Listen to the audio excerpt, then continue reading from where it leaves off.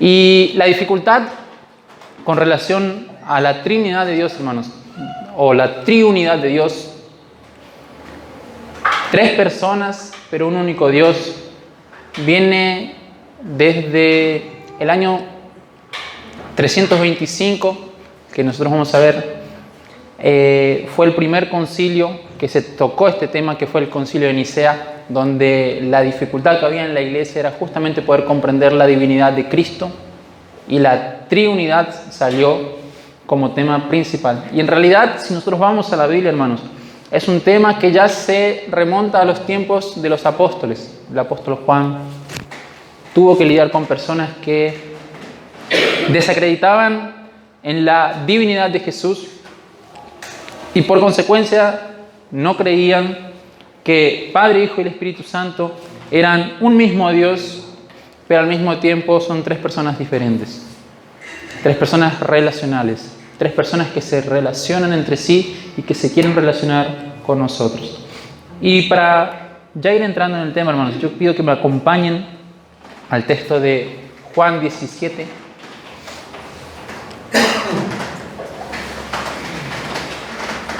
Vamos a comenzar leyendo los primeros versículos de este capítulo de Juan, capítulo 17.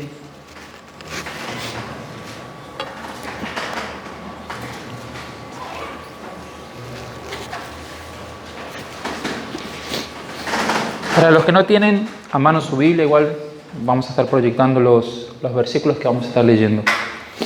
Dice así las palabras de nuestro Dios. Vamos a leer del versículo 1 hasta el versículo 5. Después de que Jesús dijo esto, dirigió la mirada al cielo y oró así: Padre, ha llegado la hora.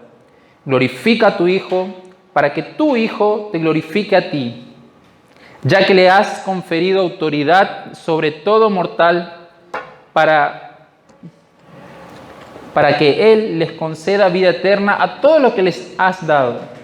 Y esta es la vida eterna, que te conozcan a ti, el único Dios verdadero, y a Jesucristo, a quien tú has enviado. Yo te he glorificado en la tierra, y he llevado a cabo la obra que me encomendaste.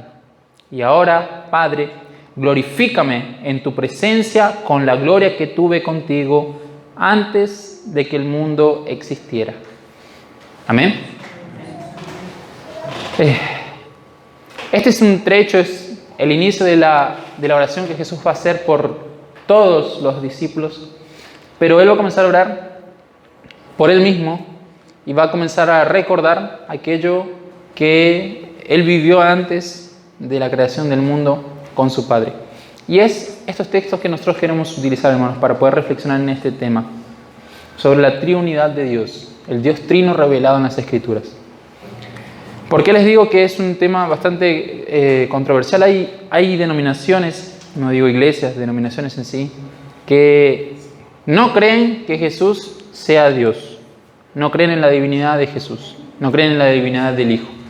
Creen que Jesús fue en algún momento de la historia, antes de que el mundo existiera, creen que antes de que se inició el Génesis, Jesús fue creado y es la primera creación de Dios. Esa es una de las creencias que existen hoy por hoy.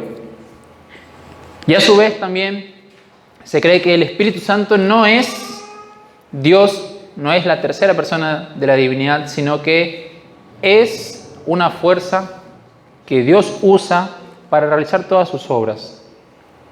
Que Dios envía esa fuerza para crear, como le dicen en creación, para obrar en la vida de los hombres, para obrar en la vida de las personas. Eso es lo que se piensa.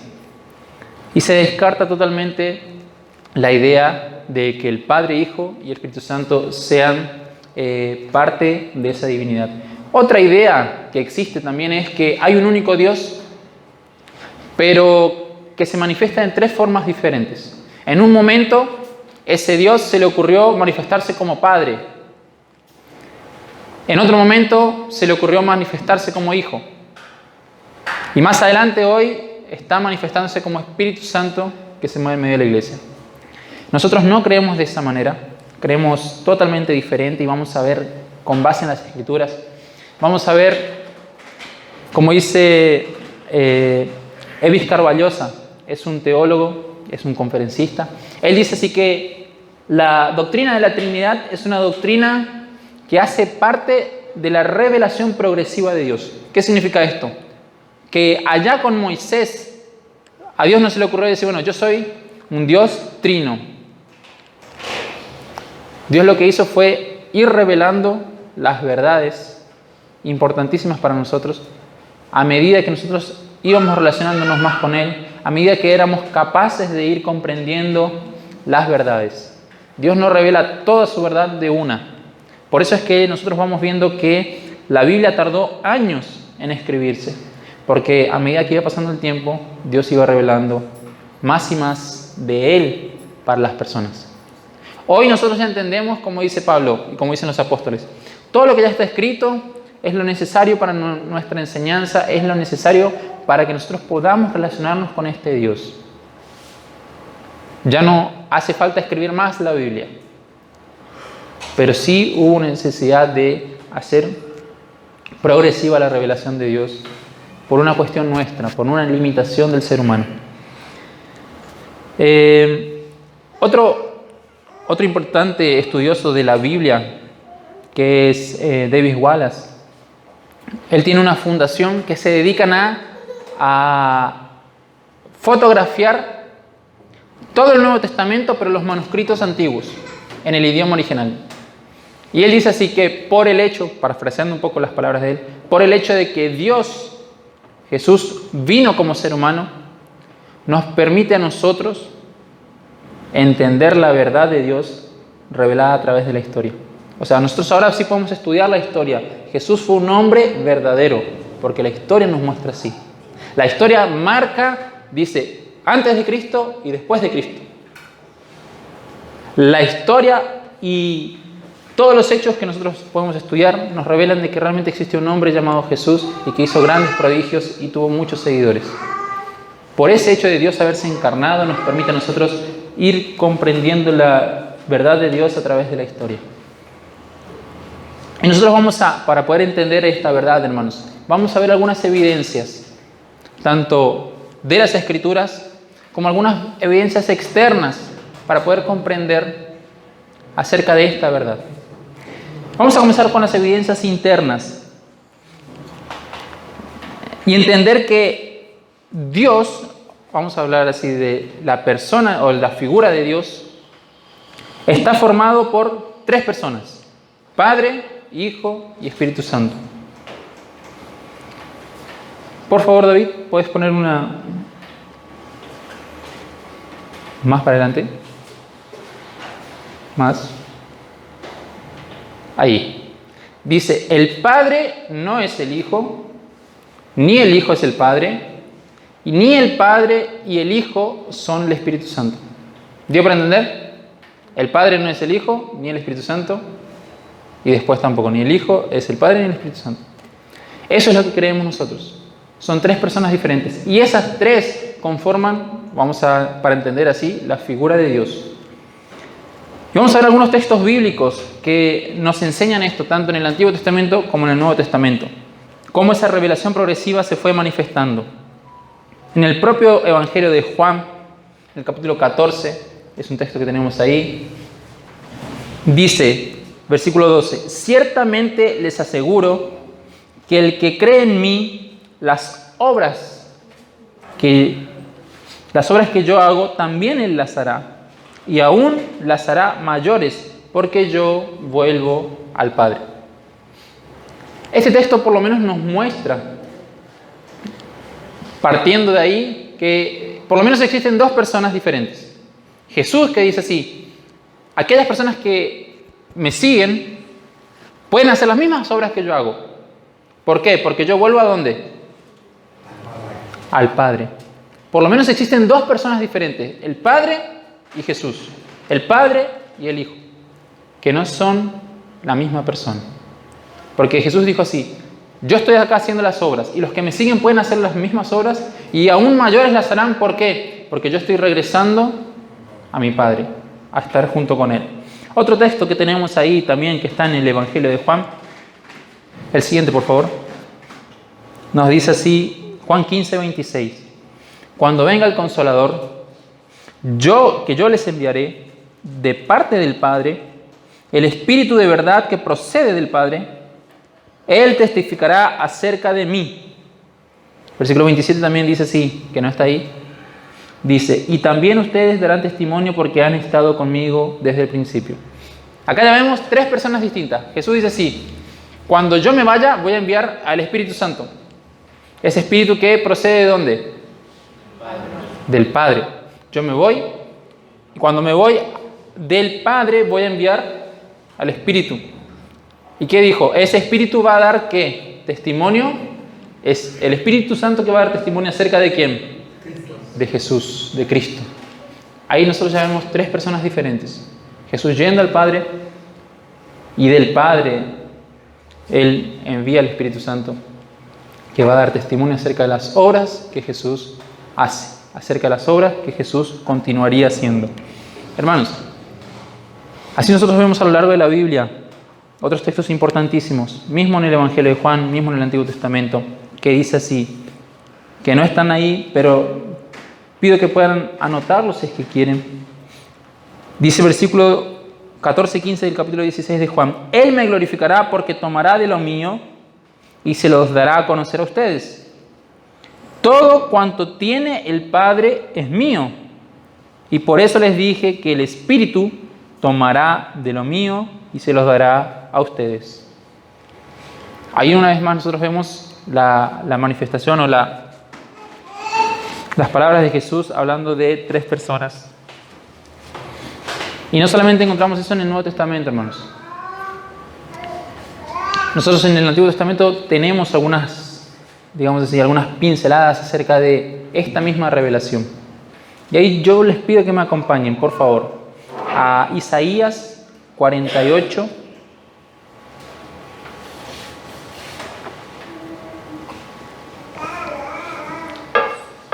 Ahí están los textos bíblicos, si ustedes quieren después anotarlos para corroborar. Son base para esto que estamos diciendo. Existen tres personas diferentes que conforman el ser llamado Dios. E Isaías 48, 12, del versículo 12 en adelante, dice así: escúchame, Jacob, Israel, a quien he llamado. Yo soy Dios, yo soy el primero, yo soy el último. Con la mano izquierda afirmé la tierra y con la derecha desplegué los cielos. Yo pronuncié su nombre y todos ellos aparecieron. Reúnanse todos ustedes y escuchen. ¿Quién de ellos ha profetizado estas cosas? El amado del Señor ejecutará su propósito contra Babilonia y su brazo estará contra todos los caldeos. Solo yo he hablado, solo yo he llamado. Lo haré venir y triunfará en su misión. Y este versículo, el versículo 16, es importantísimo, hermanos. Hasta acá nosotros vemos a alguien hablando en primera persona, diciendo que Él hizo tal cosa, Él formó la tierra, Él por su palabra fue realizando obras maravillosas. Y Él dice así en el versículo 16, acérquense a mí y escuchen esto. Desde el principio jamás hablé en secreto. Cuando las cosas suceden, allí estoy yo. Y ahora el Señor Omnipotente me ha enviado con su Espíritu. De acá nosotros vemos a esa persona hablando en primera persona de sí misma, de las cosas que estaba realizando, de las cosas que hizo desde la creación del mundo. Y finaliza diciendo, y el Señor me ha enviado con su Espíritu. Ahí vemos una vez más. Esto ya desde los profetas siendo revelado de manera progresiva. Y otros textos importantes, hermanos, que nosotros encontramos también en la Biblia acerca de esto. Allá en el Génesis, cuando la Biblia dice así, y en el principio creó Dios los cielos y la tierra tierra estaba desordenada, y en medio de ese desorden, en medio de ese caos, si Dios estaba formando en medio de eso también estaba, dice el texto, y el Espíritu del Señor se movía sobre la faz de las aguas. Desde el Génesis, hermanos, desde el principio de todas las cosas, nosotros podemos ver las tres personas de la Trinidad revelándose de manera progresiva, de manera en que nosotros podamos entender cómo podemos relacionarnos con ellos. Y son cosas que la Biblia, hermanos, si bien la palabra Trinidad nosotros no la vamos a encontrar en ninguna parte de la Biblia, porque es una palabra que se inventó después, es una palabra latina, que significa justamente tres personas.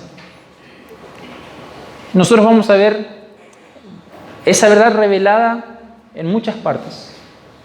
Desde la creación, cuando Dios dijo así, hagamos al hombre a nuestra imagen y semejanza. Y el texto siguiente de Génesis 1:26 dice así, que Dios formó al hombre a imagen de ¿quién? A su imagen y a su semejanza. Supongamos que en ese momento, en esa frase de hagamos, existiera solamente un único Dios, no tres personas. ¿Con quién estaría Dios hablando en ese momento y diciendo hagamos? Con ángeles. Pero la Biblia no dice que el ser humano fue creado a imagen y semejanza de los ángeles. La Biblia nos asegura que el hombre es imagen y semejanza de Dios. Y más adelante nosotros vemos en aquel episodio tan interesante que es la construcción de la Torre de Babilonia, donde hay una vez más este plural que dice bajemos. En el capítulo 11 dice así, ellos están construyendo y están siendo como un solo hombre, entonces no podemos permitir que esa construcción continúe. Bajemos y confundamos para que ellos no sigan la construcción. Porque era algo que estaba en contra de lo que Dios había propuesto para el ser humano. Y el texto siguiente dice que el Señor fue el que confundió la lengua de todos. No dice un ángel vino y confundió la lengua, dice el Señor fue el que bajó y confundió. Son textos que a primera vista, hermanos, si prestamos atención, nos revelan mucho acerca de aquello que Dios quería hacer con las personas, que es relacionamiento. Porque al final de esto nosotros vamos a entender por qué es importantísimo entender la Trinidad, por qué es importante nosotros vivir aquello que el Señor Jesús estaba orando en el capítulo 17 de Juan. Y nosotros podemos entender con todos estos textos, hermanos, que además de que hay tres personas que conforman el ser de Dios, cada persona es plenamente, una anterior por favor, cada persona es plenamente Dios. El texto de ahí de Gálatas nos dice así, el Padre es Dios, que el Dios nuestro Padre y el Señor Jesucristo les concedan la gracia y paz. Jesucristo dio su vida por nuestros pecados para rescatarnos de este mundo malvado, según la voluntad de nuestro Dios y Padre. Gálatas 1, del 3 a 5 nos asegura que el Padre, esa figura del Padre, esa persona del Padre, es Dios. El apóstol Pablo dice así, nuestro Dios y Padre, que Jesucristo hizo la obra de entregarse por nosotros por voluntad de Dios el Padre. El texto de Juan 1, capítulo 1, versículo 1 al 4 es un texto que es claro al afirmar la divinidad de Jesús. Dice que en el principio ya existía el Verbo y el Verbo estaba con Dios, o sea, hay uno que es el Verbo que está con Dios y dice que el Verbo era Dios. Él estaba con Dios desde el principio y por medio de Él todas las cosas fueron creadas. Y sin Él nada de lo que fue creado llegó a existir. En Él estaba la vida y la vida era la luz de la humanidad. Y 2 Corintios 3, 17 al 18 nos dice que la persona del Espíritu Santo es Dios. Dice, ahora bien, el Señor es el Espíritu. Y donde está el Espíritu del Señor, allí hay libertad. Así todos nosotros, que con el rostro descubierto reflejamos como en un espejo la gloria del Señor, somos transformados a su semejanza con más y más gloria por la acción del Señor. Y este Señor se refiere a Dios. Dice así, que el Señor es el Espíritu. Pablo y los apóstoles tenían claro, hermanos, que cada una de estas personas eran Dios plenamente revelado. Ahí nosotros en la siguiente diapositiva vamos a ver esas características, esos atributos, tanto la eternidad, la omnipotencia, la omnipresencia, y cómo la Biblia nos revela que tanto el Padre, el Hijo y el Espíritu Santo, cada uno tiene el mismo atributo, la misma cualidad. Y es interesante porque los primeros padres de la iglesia, los primeros padres apostólicos de la iglesia, ellos van a explicar la Trinidad de una manera simple que para mí es un ejemplo muy claro y es fácil de entender, ¿no? Porque son tres personas diferentes, pero al mismo tiempo una misma esencia. Supongamos así. Yo soy un ser humano, soy una persona, y como ser humano y persona tengo ciertas características. Algunas características como hombre tengo. Estoy formado ¿de qué? Agua, ¿qué más? ¿Otras características del ser humano? De huesos, de carne. ¿Qué más? Sangre. Ahora yo les pregunto, ¿eso me hace diferente a una mujer? Nos hace iguales en esencia, nos hace iguales en características. Por más que seamos dos, digamos así, personas distintas, compartimos las mismas cualidades como raza humana, como seres humanos. Tomando el ejemplo de este matrimonio acá, ellos son dos personas diferentes.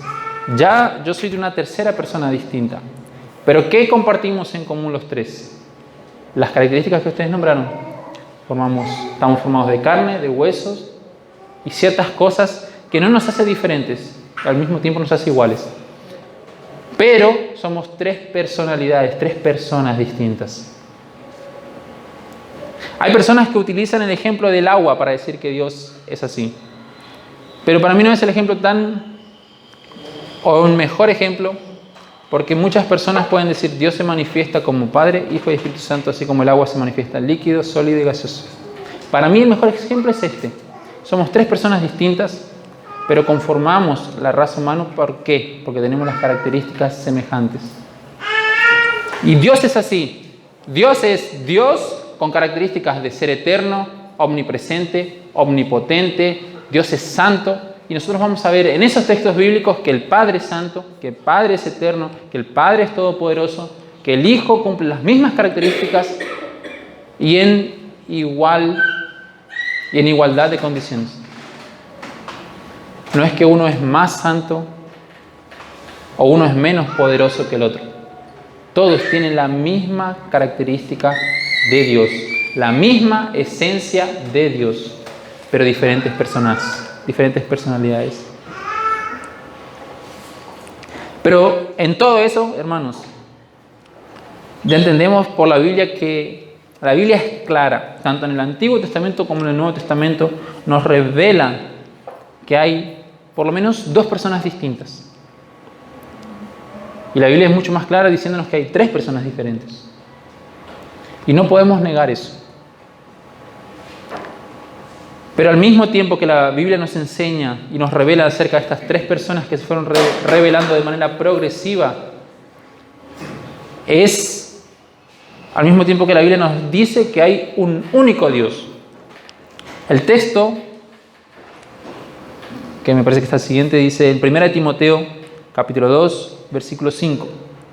Porque hay un solo Dios y un solo mediador Después el texto dice, entre Dios y los hombres.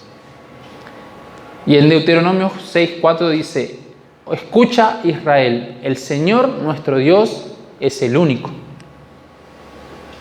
Así como nos enseña la Biblia que hay tres personas distintas, al mismo tiempo la Biblia nos dice, hay un único Dios. No hay tres personas, no somos politeístas que creemos en muchos dioses, creemos en un único Dios, pero que ese Dios no se manifiesta como personas distintas, sino que son tres personas distintas. ¿Da para entender hasta acá? Amén. Gloria a Dios. A mí me llevó tiempo para entender. Gloria a Dios, hermanos.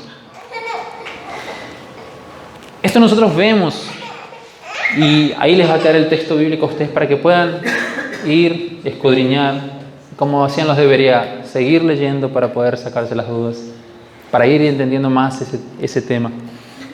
Y ahora yo quiero con ustedes meditar en algunas evidencias fuera de la palabra de nuestro Dios que nos revelan acerca de esta verdad, que nos dicen del por qué es importante que nosotros creamos de esta manera y entendamos que esto es una verdad que Dios la reveló por un propósito que ahora vamos a entender al final de esta predicación.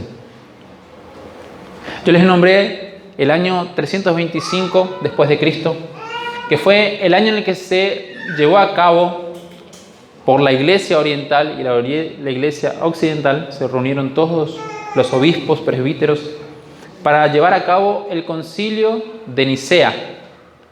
En ese concilio, más adelante podría seguir, por favor.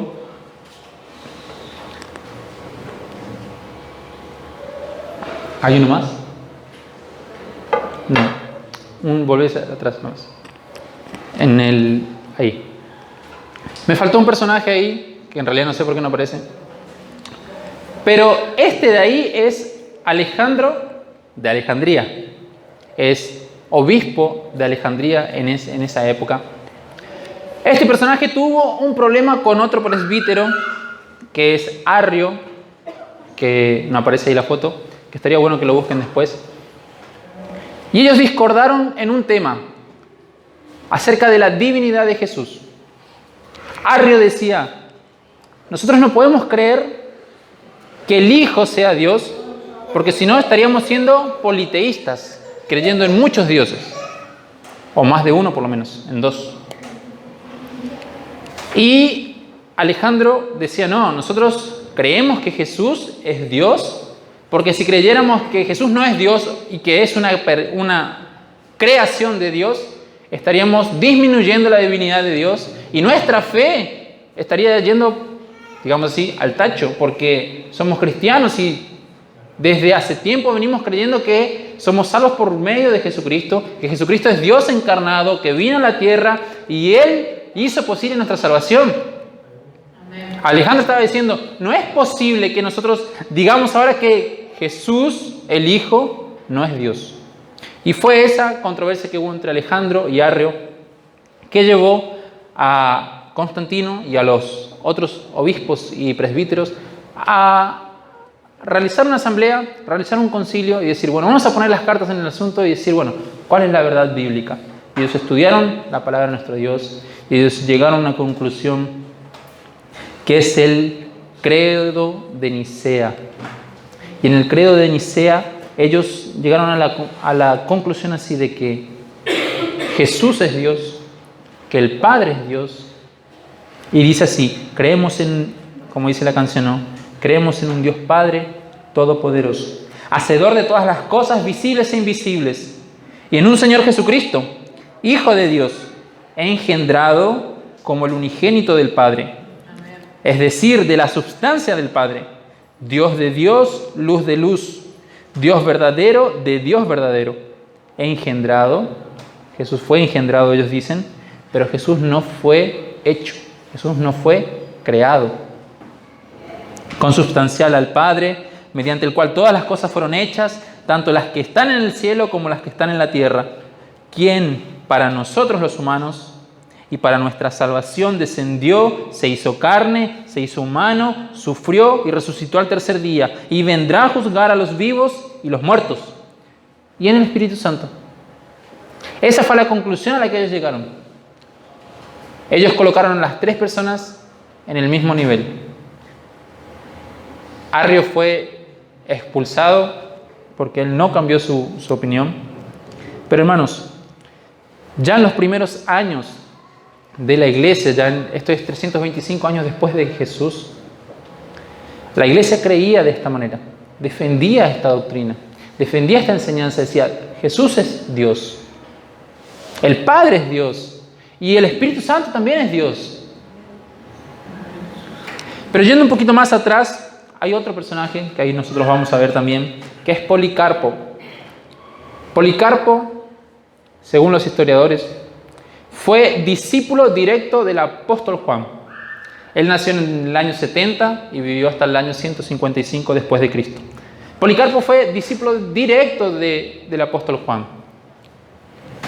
Si los discípulos de Jesús no creyeran que Jesús es Dios, que el Padre es Dios y que el Espíritu Santo es Dios, Policarpo también no creería de la misma manera, porque él aprendió con Juan, él caminó con Juan, y él va a decir así en una carta que fue escrita, que se llama El martirio de Policarpo, dice así: a él, hablando de Jesús, fueron sometidas todas las cosas celestes y terrestres. A él se rinde culto todo lo que respira. Policarpo enseña que tanto el Padre como el Hijo y que el Espíritu Santo reciben la gloria por la eternidad. Dice así: por esto, todas las cosas, por esto y por todas las cosas, alabo y te bendigo y te glorifico por medio del eterno y celeste sumo sacerdote Jesucristo, tu siervo amado, por quien a ti, a Él y al Espíritu Santo doy gloria, ahora por los siglos de los siglos. Y otra cita que Policarpo también dijo, dice que adora al Hijo, le da gloria a Él por la eternidad, y que no da culto a otro, porque adoramos al Hijo de Dios por lo que Él es. Si Policarpo tuviera una enseñanza distinta y dijeran, no hay tres personas, él hubiera aprendido de su maestro que fue Juan. Y estos fueron pocos años después de que el último apóstol que fue Juan escribiera su carta. Para ir finalizando, hermanos, ¿qué tiene que ver la doctrina de la Trinidad con nosotros? ¿Por qué es tan importante entender y hablar sobre esto? ¿Por qué es tan importante comprender la Trinidad y por qué Dios, como dice el apóstol Pablo, no? Porque todo lo que fue escrito para nuestra enseñanza fue escrito. Si está esto en la palabra de Dios, ¿para qué está? ¿Qué nos enseña que hay tres personas que conforman la Trinidad? Nos enseña muchísimo acerca de el valor llamado comunión, que Jesús va a estar orando acá en el capítulo 17 de Juan que leímos al principio. Él va a recordar acerca de esa comunión que tenía con el Padre desde antes de la creación del mundo. Él dice así: Padre, glorifícame con la gloria que tuve contigo allá en el principio de todas las cosas. El Padre tenía comunión con el Hijo, tenía comunión con el Espíritu Santo.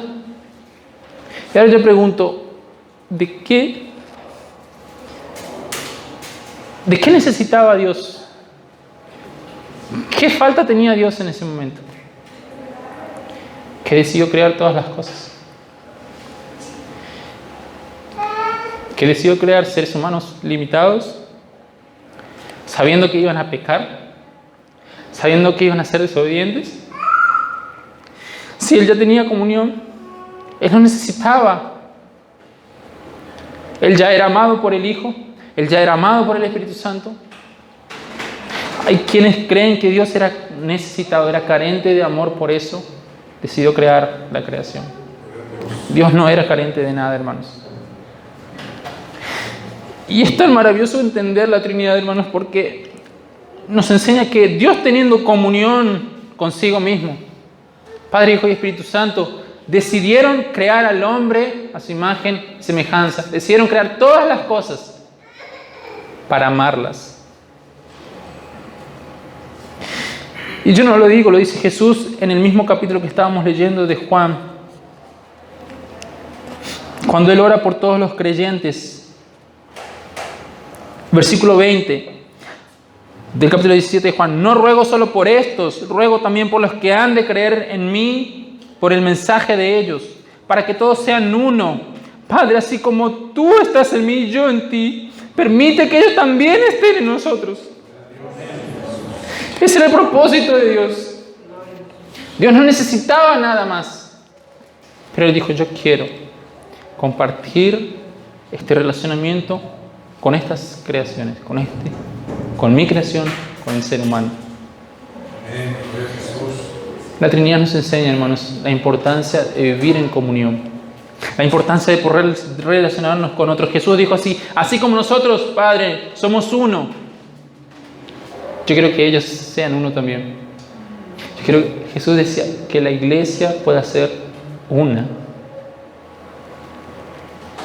Y vemos al mismo tiempo la humildad de cada uno de ellos. Porque cuando Jesús habla del Padre, Él glorifica al Padre. Cuando el Espíritu Santo habla de Jesús, Él glorifica a Jesús. Ellos no trabajan de manera individual, ellos no trabajan de manera egoísta, ellos no trabajan por sus propios intereses. Ellos glorifican al otro. Y ellos son humildes. Pablo en Filipenses nos dice así, tengamos la misma actitud que Cristo, que siendo igual a Dios, no escatimó ser igual a Dios como algo a lo cual Él se tenía que aferrar, sino que Él se despojó de eso y tomó la forma de hombre para dar su vida y ser obediente hasta la muerte y muerte de cruz. Gloria a Jesús. Esa misma actitud de humildad que el Padre, el Hijo y el Espíritu Santo nos enseñan. Que no hay competencia entre ellos. Es la misma actitud que como iglesia debemos tener siempre. Que como hijos de Dios debemos tener. Que como imagen y semejanza del Dios que nos creó debemos tener. Y cooperar los unos con los otros. Trabajando juntos por un único propósito, hermanos. Y es interesante que Jesús va a decir así en la misma oración que Él hizo por Él mismo, por sus discípulos y por la iglesia que vendría. Versículo 24 del mismo capítulo que leímos de Juan 17 dice así: Padre, yo quiero que los que me has dado estén conmigo donde yo estoy. Que vean la gloria que me has dado porque me amaste desde antes de la creación del mundo. Padre justo, aunque el mundo no te conoce, yo sí te conozco. Y estos reconocen que tú me enviaste. Y yo les he dado a conocer quién tú eres y seguiré haciéndolos. Para que el amor con que me has amado esté en ellos y yo mismo esté con ellos. Y Jesús va a decir así, que por ese amor que Él reveló a sus discípulos, que ese amor que sus discípulos se revelan entre unos y otros, es esa comunión que va a hacer que las personas crean en Dios. Es esa comunión los unos con los otros, es esa humildad compartida los unos con los otros que va a hacer que el mundo crea que Jesús fue enviado a este mundo para que nosotros podamos ser salvos de nuestros pecados. ¿Por qué hoy hablamos de Trinidad, hermanos? Porque es un tema que genera dudas, que genera controversias. Pero es una verdad, hermanos, que, como les dije al principio, nos hace libres. Y si realmente yo fui conmovido, hermanos, por esta verdad, es porque Dios me enseñó que sin importar nada, Dios decidió amarnos, Dios decidió despojarse y compartir de esa comunión con nosotros, seres limitados. Y Dios sigue amándonos, sigue obrando en nosotros, sigue en su humildad y cooperación que ellos demuestran siempre, cooperando en su iglesia también. Nos dio por eso el Espíritu Santo, el Consolador que trabaja en nuestras vidas, que obra en medio de su iglesia para que el mundo conozca que Dios envió a Jesús. Y es el texto, versículo 3, y con eso quiero cerrar. Esta es la vida eterna, dijo Jesús, que te conozcan a ti, al único Dios verdadero, y a Jesucristo a quien tú enviaste. Amén. Que Dios bendiga a cada uno de ustedes, hermanos. Que la gracia, esta gracia que Dios nos dio en Jesucristo, que pueda seguir con nosotros. Amén.